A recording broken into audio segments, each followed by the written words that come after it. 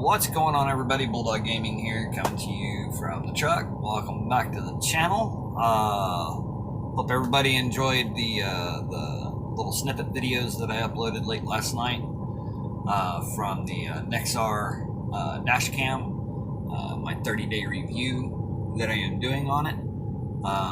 They were just little snippets while I was sitting still. I was not able to do any snippets today for a daytime shot, what it looks like outside during the day, how bright it is, or what it looks like on the inside of the cab. I slept till about 10 o'clock this morning before going to find out that my load wasn't even ready until 1:45. It was almost 2 o'clock by the time I rolled out of the shipper.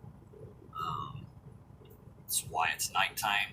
I got about a minute left on my 30-minute break. Then we will be hauling a patootie back up towards Lebanon. I want y'all to well wishes, good thoughts, and prayers for the people here in Oklahoma.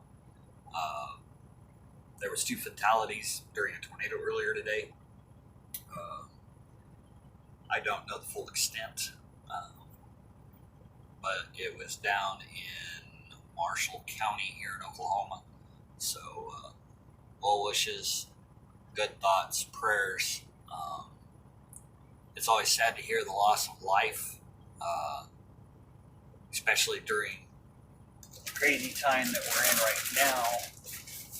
There's a lot of lives been lost since COVID-19 thing going on,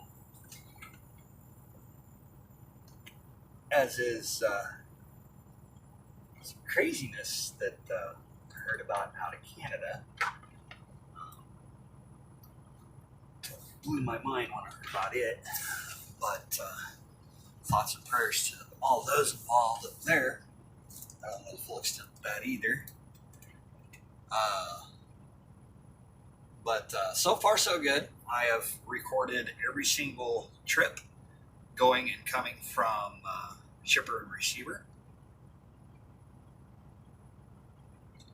Pardon me while I get a drink of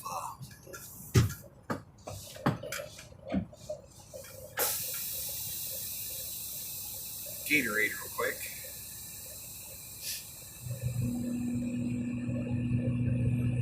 Watching the truck that's getting ready to go by. Hopefully it'll go by on the screen and everything's recorded. We are going to get the flock out of where we're at. Marco Transport. And this narrow logistics next to me dumped his trash on the ground for no reason. So yes, we are running empty back up to the shipper. Back up there to Lebanon, and we're going to do it overnight. Well, tonight we'll be there by 3 o'clock in the morning if we're able to go all the way.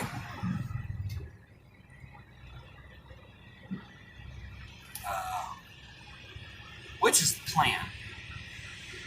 Alright, dude, you are going to do that. Like, if you set your brakes, I'm going to get out and smack you. Because I just opened a parking space.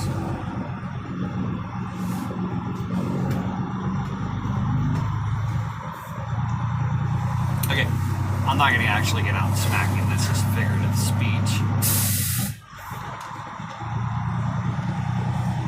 I did open up a parking space here at the Flying J.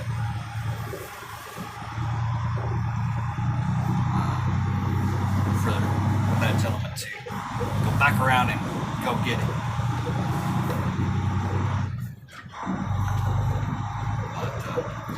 So, like I said during the snippets, the fundamentals, and the reason why I have a dash cam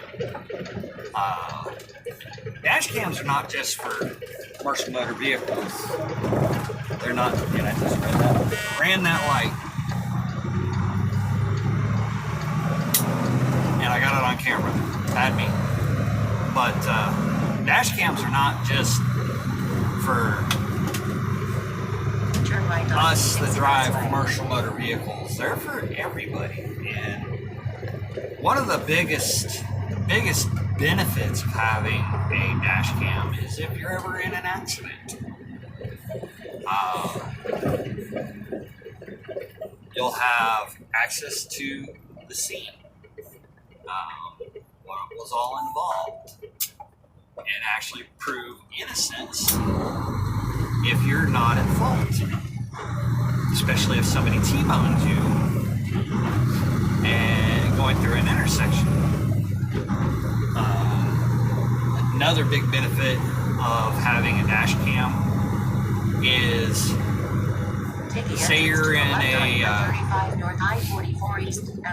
going through an area, you're cruising along, and you're paying attention, you're doing everything you need to do, and you get pulled over for speeding. Now, like I said, you're doing everything you're supposed to do. Part of the evidence that you can submit, and a lot of people, a lot of judges will throw out speeding offenses if you can prove that the location where you were at, you were not speeding when you go in and you state your case. Saying, okay, out here on the interstate that we're getting ready to get out on, there's 3 sections of different speeds. There's 55, 65, and then 75.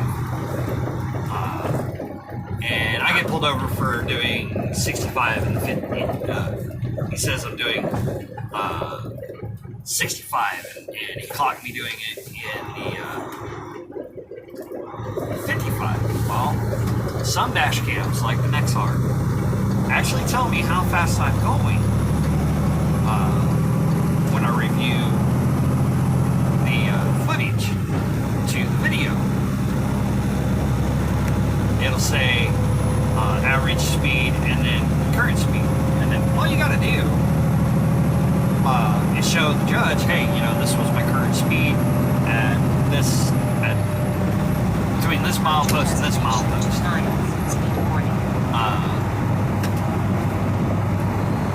And then you go from there. If you've got the proof in the pudding with your dash cam that you review it and it shows you, well, there's the 55 mile an hour speed zone. It shows that I was doing 55 miles an hour. There's a 65 mile an hour speed zone. It shows at the 65 mile an hour speed zone I started to increase my speed. Okay? Or just, the sign says 65 and I start increasing my speed right at the sign to 65. Okay? And get up to 65, and then it shows that you get pulled over immediately following that. Okay, so judges will throw it out. As long as you've got the evidence to prove your story, to prove that you're innocent, then 9 times out of 10 they will throw it out, and they will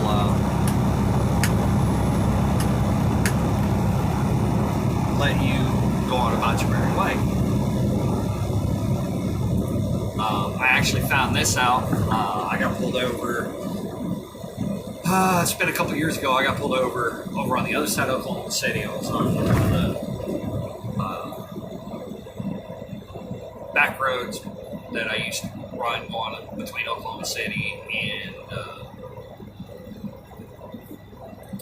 Dodge City. Continue on this road. And I had a dash cam. I had my old dash cam that proved, my speed at that point in time. And I didn't even go in front of the judge. I went in front of the county prosecutor. And I told the county prosecutor, I was like, hey, I got pulled over for somebody else's offense. This is what my dash cam showed. This is the speed it showed. And you can watch the whole thing. You can watch the car go zooming by me at a 25 mile an hour speed zone. And then you see the officer that pulls me over turn on his light. After the car goes by, turns on the lights. And then shortly thereafter, I get pulled over. And of course, I had a dash cam that, like this one, could actually see my mirror, my hood mirrors. And you can see that the sheriff's car was sitting behind me at an angle. You can see his red and blues, and you can see his wig-wags. And you can hear the whole conversation of me talking to the officer, telling him, no, I was doing, and the officer goes, well, I don't care. You're the one that I caught. County prosecutor threw out the case because there was not a full case. Yes, I was going fast for the area, and because I was going like 3 miles over the speed limit. He could have nailed me for 3 over.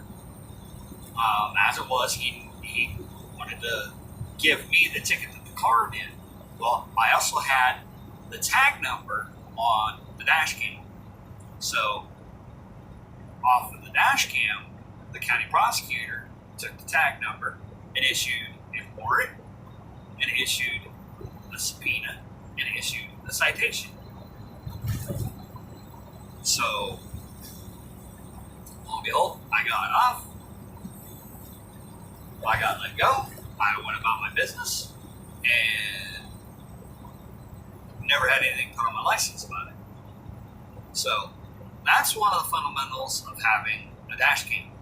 Another fundamental of having a dash cam, and this is a fundamental for myself, is I can review video of my drives to and from, and pull them off of my storage from Nexar, and look at them, review them, and make longer clips that I can put in for a future video. Or I can take a clip from the storage, make an intro video. So that's another, that's another benefit. Is if you're a person like myself, that small-time content creator, you road blogging, and there you go, boom. You have a way to do some work with your dash cam. So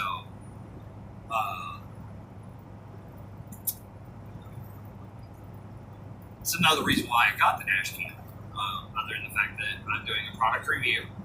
I wanted to do a product review of this dash cam, and I even told Nexar when I purchased the dash cam, I'm going to do a 30-day video review on my YouTube channel, that the pros and the cons of the dash cam. So tomorrow, we'll wait till Friday. Friday, I'll do another spot video review of the dash cam. I won't do it tomorrow. We're going to do a spot review of what I've learned about the dash cam. And some of it I've already shared right here, but what I've learned about my dash cam, the annoyances, the benefits of having the dash cam, and I've had it for 5 days. It'll be 4 days. Got it on Monday, Tuesday, Wednesday, Thursday, 5 days. So, oh, another thing is it recorded. I started recording shortly after I shut down last night. I recorded the drive from Flying J, where I was just stopped at, all the way up there. It stopped. It said drive complete. I saved it to my storage, my external storage on their website that I have an unlimited amount of storage on. And then I took care of business, drove around, and I parked where I always park, and and I did the review and showed you, did those clips. Well, after I was done doing the clips, showed the curtains, I got myself ready to go to bed, get my rest, and I heard the little chime it does that it was recording. It recorded from the time that I laid down till the time I got up when I put the truck into gear. It said, whatever it said, drive is done, and it's not a drive, it was actually just sitting still. So that was actually pretty cool. So, and as long as we're actually not even recording it up there, as long as there is power, which you just probably heard it turn on, as long as there's power, it stays on. And that was my mistake that I made Sunday or Monday night driving down here, or driving down there. Why it disconnected. But another thing is,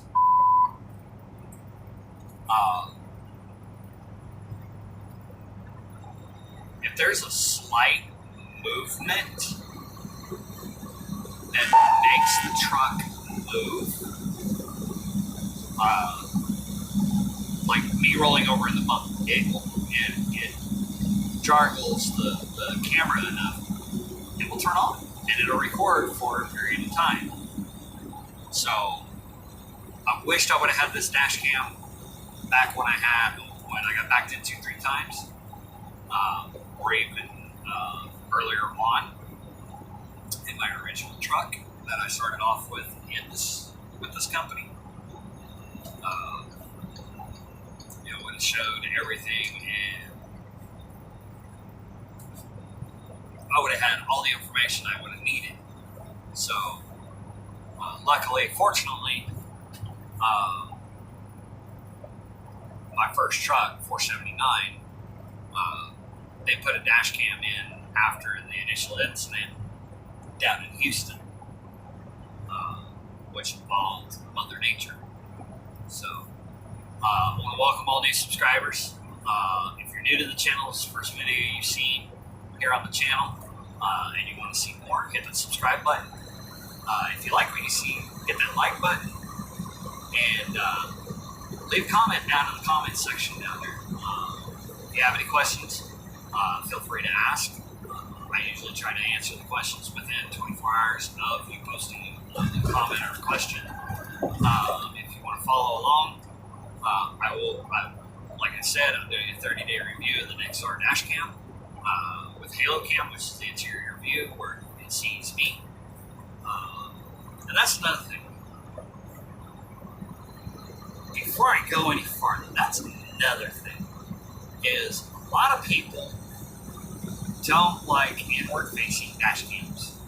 And that will be part of Friday's discussion. The pros and cons of having the inward-facing dash cam. With that being said, safe travels, y'all. We'll catch you on the flip.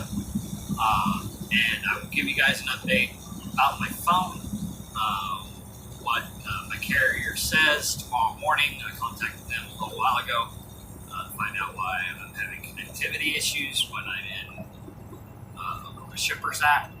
So I'll let you all know when I record on Friday what was said and what's going to happen. So y'all have a good night. Have a good Wednesday night, and we will talk to y'all on Friday.